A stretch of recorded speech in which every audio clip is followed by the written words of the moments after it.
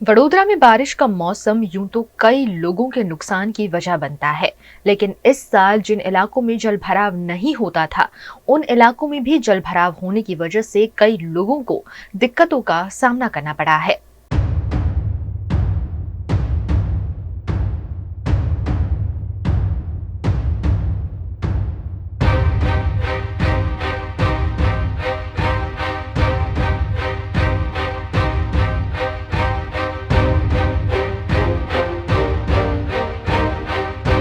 संगम चार रास्ता के नज़दीक इंद्रपुरी सोसाइटी से बरसाती कांस जो गुजरती है उसे बंद कर दिया गया है। और ये बंद जब कर दिया गया तो यहाँ की सोसाइटियों के निवासियों को इस बार बाढ़ के पानी का बहुत ज़्यादा मुश्किलें खड़ी करने वाली यहाँ हालत हुई। કેટલું પાણી હતું ઘરમાં? લગભગ 2.5 ફૂટ જેટલું. અઢી ત્રણ. આ કમર બરાબર પાણી. એટલું પાણી હતું. આવું પહેલા કોઈ દિવસ થયું? ના, નથી થયું. આટલા અમે તો 55-60 વર્ષથી રહીએ છીએ તો આટલું પાણી નથી જોયું. ના આવે તો આટલું ઘૂંટણ સુધી ના આવે. ઘૂંટણ ઉપર આનું કારણ શું? એટલે આ વરસાદી કાંસ બંધ કરી દીધી એના માટે અહીંયા આટલું બધું પાણી આવે? પાણી વધારે છોડાયું છે વધારે. જી. અને ને રસ્તો પાણીને નિકાલનો રસ્તો નિકાલ નથી થતો. ઘરનું બધું જ બધા સોફા બોફા બધું ખલાસ થઈ ગયું છે. નીચે સોફા ખલાસ થઈ ગયા છે, કપડા પલરી ગયા છે, અનાજ પલરી ગયું છે બધું.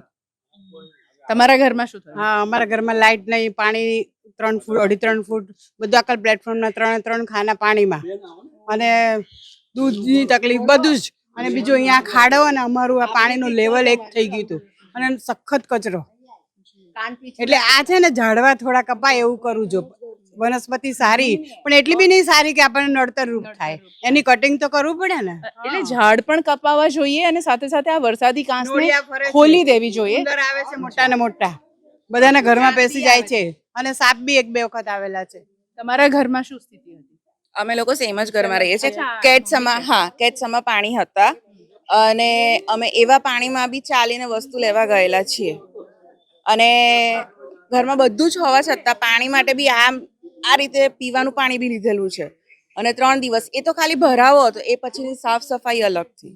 એટલે ઘણી બધી પ્રોબ્લેમ્સ ફેસ કરી છે. એ પછી જોબ પર ગયા અમે લોકો, તો આજે ત્યાં અમારી સ્કૂલ પાછળ છે તો ત્યાં તો 6 ફૂટથી ઉપર, એટલે આજે ઘરમાં કર્યા પછી ત્યાં કર્યું બધું. એટલે બહુ જ ખરાબ હાલત હતી અમારી. તમારા ઘરમાં શું હતું? આટલું પાણી હતું, બધું ખરાબ થઈ ગયું અને કોઈ પૂછવા જ નથી આવ્યું. પાણી જોઈએ છે, દૂધ જોઈએ છે. 24 કલાક લાઇટ નહોતી, વાપરવાનું પાણી નહોતું, પીવાનું પણ પાણી નહોતું. પણ પ્રશાસનને શું કહેવું? ખાલી એટલીસ્ટ માણસને પીવાનું ને પાણી અને દૂધ એટલું તો પ્રોવાઈડ કરો. આજે વરસાદી કાંસ બંધ કરી દીધી છે એના માટે કશું કેવું છે? એ બધું કરાવવું જોઈએ, સાફ સફાઈ. તો પાણી જતું રહે અહીંયાથી. આટલું બધું પાણી ના ભરાય કે લોકોનું બધું જ ડૂબી જાય એમ. પણ આ કટિંગ કરી અને આ ખાડાની સફાઈ કરવાનું ખાસ પહેલું કહેવા જેવું છે, કારણ કે નરે રોગચાળો થાય, બધા ગંદવાડા અંદર છે અને અમારી બાઈ બી કચરો નાખે છે એટલે ભરાવો જ થયા કરે. તમે નજર કરશો તો ખબર પડશે. ચલો એક શરૂઆત એવી કરીએ કે બાઈ કચરો ત્યાં ના નાખે એટલી શરૂઆત કરી દો. એ બરાબર, સાચી વાત. વીએમસી ને કહી શકાય કે હવે તમે સાફ કરાવો. પહેલું તો સાફ કરો એટલું બહુ, એ અમારા માટે બહુ જરૂરી છે.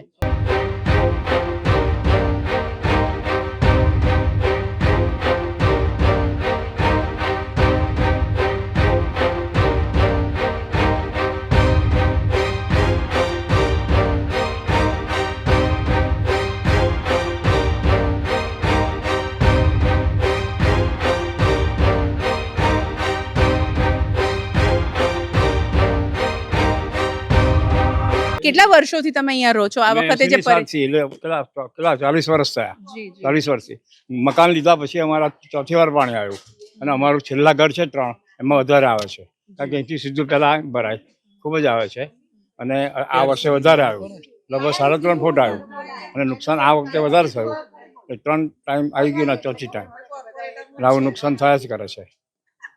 वरसादी कांस के किनारे एक तो पहले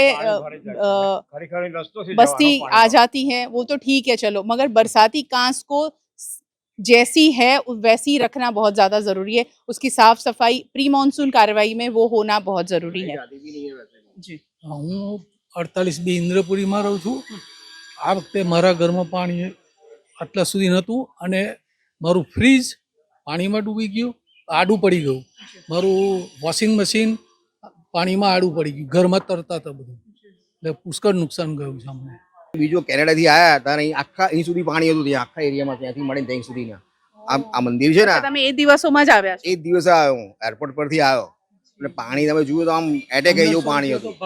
1500 રૂપિયા ભાડું આપ્યું મેં ખાલી ત્યાંથી એરપોર્ટ થી અહીંયા આવવામાં. ત્યાંથી હા 1500 રૂપિયા આપ્યા. તે પછી પણ હું રસ્તામાં રહ્યો અને આટલા પાણીમાં આવ્યો. અને અહીં આવ્યા પછી બી મુશ્કેલી ખતમ નથી થતી. 2 દિવસ લાઇટ નથી આવી, પાણી રહ્યું, રોગચાળો ફાટી નીકળ્યો તો કરવાનું શું અમારે?